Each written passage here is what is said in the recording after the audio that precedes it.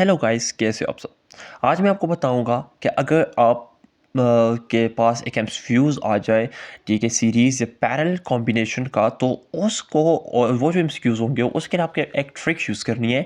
और वो ट्रिक मैं आपको आज बताऊंगा। सम टाइम आपके पास एक एमसीक्यूज आता है यार कि कैपेसिटर या रेजिस्टर को हमने सीरीज़ में लगाया हुआ है, क्या होगा। या अगर आपको ये आ जाए कि स्प्रिंग को हमने सीरीज़ पैरेलल में लगाया हुआ है, तो क्या होगा। Let's start. सबसे पहले देखिए, मैं आपको बताऊं कैपेसिटर के बारे में। तो कैपेसिटर की इंफॉर्मेशन की ज़रूरत नहीं है, क्योंकि मैं आपको जस्ट कैपेसिटर की कम्बिनेशन बताना चाहता हूँ। देखिए, पहली जो कम्बिनेशन कैपेसिटर की आती है वो आती है सीरीज़ कम्बिनेशन, ठीक है। तो सीरीज़ कम्बिनेशन है एंड देन पैरेलल कम्बिनेशन है। याद रखें, जो तुम्हारा सीरीज़ कम्बिनेशन है वो, और दूसरा है पैरेलल।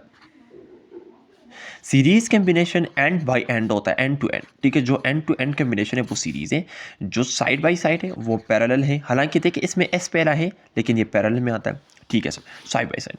अच्छा, ना यहाँ पर जो सीरीज कम्बिनेशन में कैपेसिटेंस है वो डिक्रीज होता है, और पैरेलल कम्बिनेशन में कैपेसिटेंस इंक्रीज होता है, ठीक है। सीरीज कम्बिनेशन में जो कैपेसिटेंस होगा वो इंडिविजुअल से हमेशा कम होगा, इंडिविजुअल कैपेसिटेंस से हमेशा कम होगा, जबकि पैरेलल वाला जो है ना वो हमेशा ज़्यादा होगा, ठीक है। अभी आपको एक एमसीक्यूज आ जाते हैं कि यार इस तरह हमारे पास आता है ना कि ट्रिक आती है। तो ट्रिक किस तरह है, देखिए मैं फिर ट्रिक बता देता हूँ। जो ट्रिक ये है कि अगर हमारे पास एन नंबर ऑफ़ कैपेसिटर्स हैं, एन नंबर ऑफ़ कैपेसिटर, और सबकी जो कैपेसिटेंस है ना वो मस्ट सेम होनी चाहिए, तब आप ये फार्मूला यूज़ कर सकते हो। और अक्सर इस तरह एमसीक्यूज आता है कि भाई एन नंबर ऑफ़ कैपेसिटर तुम्हारे पास है, ठीक है, और एक की कैपेसिटेंस इतनी है, अगर वो पैरेलल में करेंगे क्या होगा, सीरीज़ में करेंगे क्या होगा, ठीक है। तो उसके लिए फार्मूला यही है कि C equivalent divided by N. ये आपके पास लगता है कि इसमें सीरीज कम्बिनेशन में, और C equivalent multiply by N आपके पास लगता है पैरेलल कम्बिनेशन में। और दूसरा जो इंपॉर्टेंट फार्मूला है वो ये है कि सी, ठीक है, एन, एन स्क्वायर। चले, बस ये दो फार्मूले आपने याद रखने हैं, ठीक है। सीरीज़ में अगर एमसीक्यूज आ जाए आपने ये लगाना है, पैरेलल में आ जाए आपने ये लगाना है। अब मैं आपको बताता हूँ कि इसको किस तरह आपने करना है, एमसीक्यूज को इस फार्मूले से किस तरह सॉल्व करना है। लेट्स सपोज मैं आपको कहता हूँ कि आपके पास 5 कैपेसिटर्स हैं, ठीक है। आपके पास क्या है, एक मिनट, आपके पास 5 कैपेसिटर्स हैं, और हर एक की कैपेसिटेंस जो है ना वो 25 है।